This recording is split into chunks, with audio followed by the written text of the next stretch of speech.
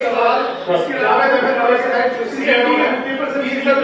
जो आज हमारी पार्टी नेताओं ने प्रेस कॉन्फ्रेंस की चंडीगढ़ में, वो कह रहे हैं कि सीईटी का जो एग्जाम हुआ है उसमें 41 क्वेश्चन जो रिपीट किए गए हैं एग्जाम में, तो ये भ्रष्टाचार घोटाला है तरह का व्यापक है। और इस पूरे मामले में एचएसएससी के चेयरमैन को हटाया जाना चाहिए, एचएसएससी बोर्ड को बंद कर दिया जाना चाहिए, क्योंकि 41 क्वेश्चन रिपीट होना अपने चैनलों को फायदा पहुंचाने की कोशिश नहीं आरोप करें। सर आप किस देखते हैं कि सीईटी जो पूरी प्रक्रिया रही, आपको 11 बजे तक जो है वो हाईकोर्ट के आदेश का इंतजार रहा, युवाओं में कंफ्यूजन रही, उस पर जो एग्जाम हुआ 41 क्वेश्चन जो है वो रिपीट हुए, क्या कहेंगे?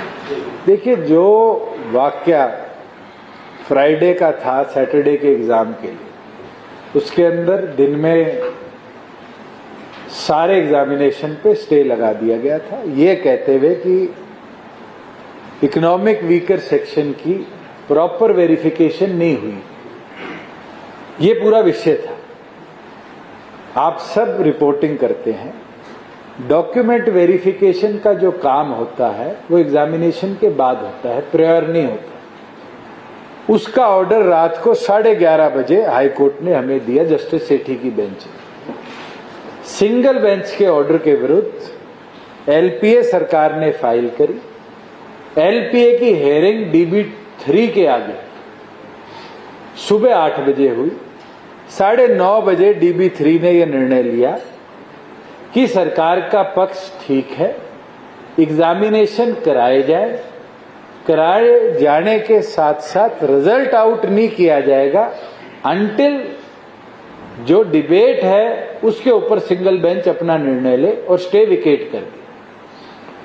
क्योंकि रात को 11:30 बज गए थे, सरकार ने यह निर्णय लिया कि 9 बजे सैटरडे को पहला एग्जाम होना था सीईटी का, उसको पोस्टपोन कर दिया और संडे के एग्जाम को सरकार ने रेगुलर फ्लो में करवाया।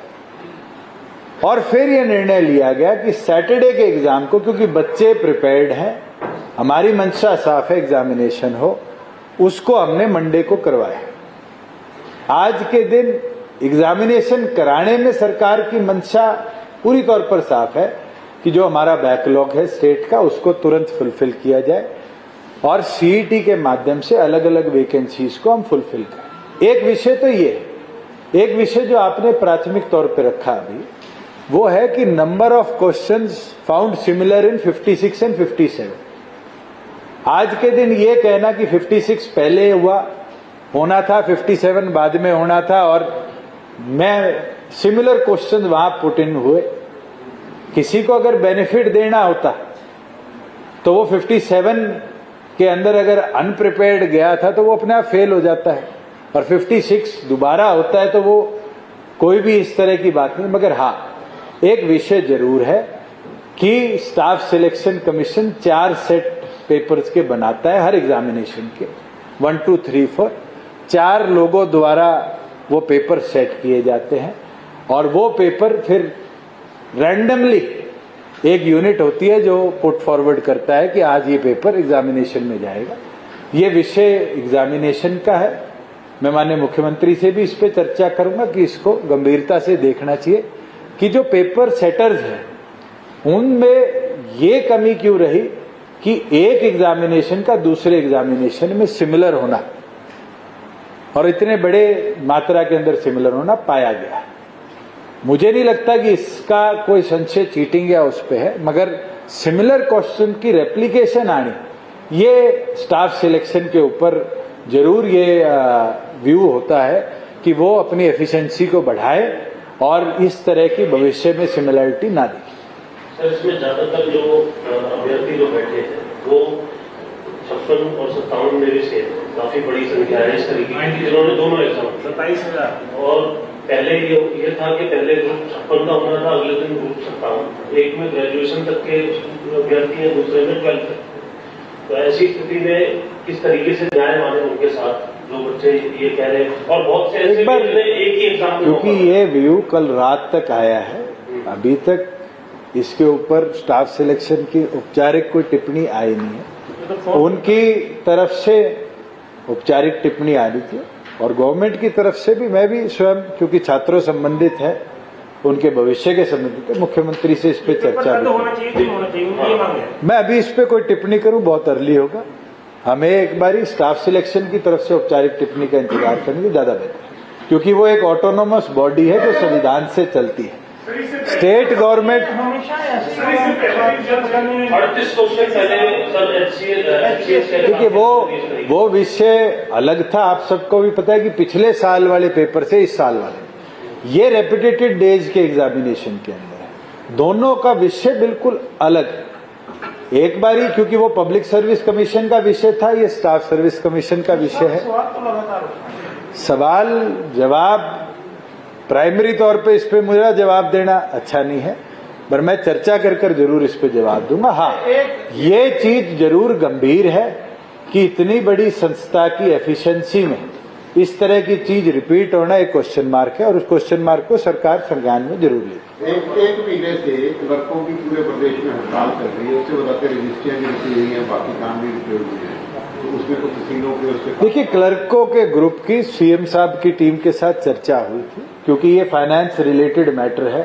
वो अपना पे ग्रेड 19,500 से बढ़वाकर 35,400 है, 34,500 है, वो करवाना चाहते हैं। इसके अंदर मेरे से भी एक डेलीगेशन अभी रिसेंटली मिला था रोहतक के अंदर। मैंने उनसे आग्रह किया है कि इसके ऊपर सरकार को भी नुकसान हो रहा है, डे टू डे वर्किंग डिसइम्बेलेंस हो रही है। रजिस्ट्रियां हमारी 15 दिन बंद थी, उसके बाद जो क्लर्कों का काम था वो सिर्फ एक ओके बटन दबाना था तहसील के अंदर, उसको हमने रेवेन्यू साइड से एग्जेम्प्ट कर दिया। रेवेन्यू डिपार्टमेंट में कार्य नॉर्मल प्रक्रिया से अब चल रहा है, मगर जैसे एजुकेशन विभाग है और विभाग है जहां पर इनका रोल वो बहुत ज्यादा इन्वॉल्व रहता है, वहां पर जरूर डिले आ रहा है। और मेरी फाइनेंस सेक्रेटरी से भी बात हुई है कि अगर जरूरत पड़े और अगर इसी तरह की नो पे नो वर्क के बाद भी स्ट्राइक चलती रहे और ये लोग चर्चा पे और सहमति पे ना आए, तो जरूर इसका ऑल्टरनेटिव हमें चाहे कौशल रोजगार से नए युवा साथियों को एनरोल कर उनको इनकी जगह लगाना पड़े, हम काम की एफिशिएंसी को बढ़ाएं। लिपि साहब, ये जो नूह में असेसमेंट कमर हुई, इसकी जांच कौन कर रहा है? ये असेसमेंट ठीक से नहीं कर पाए। एडीजी लॉ एंड ऑर्डर की टीम है जो इसको पूरे को मॉनिटर कर रही है। ये तो डे 1 पे उनको डिप्लॉय कर दिया था एसपी भिवानी को। ये कमी वहाँ करने की कमी की सबसे की रही कहाँ रही? ये एडीजी लॉ एंड ऑर्डर इस सब को मॉनिटर कर रहे हैं। सर, जो पीस कमेटी बनाई गई थी, जिनकी तरफ से आश्वासन दिया गया था कि जलाभिषेक यात्रा निकालेंगे तो किसी तरीके की कोई घटना नहीं हो सकती है, क्या उनकी जवाबदेही तय की जाएगी? अगर तय की जाएगी तो कार्रवाई भी की जाएगी? देखिए, पीस कमेटी का काम है वहां पर आपसी अमन चैन हम बढ़ाएं और आगे चीजें पीसफुली रहे। उनका काम ये नहीं है कि पुरानी गलतियों को ठीक करें, ये काम तो पुलिस प्रशासन का है और पुलिस प्रशासन इसको संभाले। किशन जी, आपका एक स्टेटमेंट आया था कि मैं नूह के साथ हूं, तो आपको क्या ऐसा? हरियाणा का हिस्सा है, आजादी हो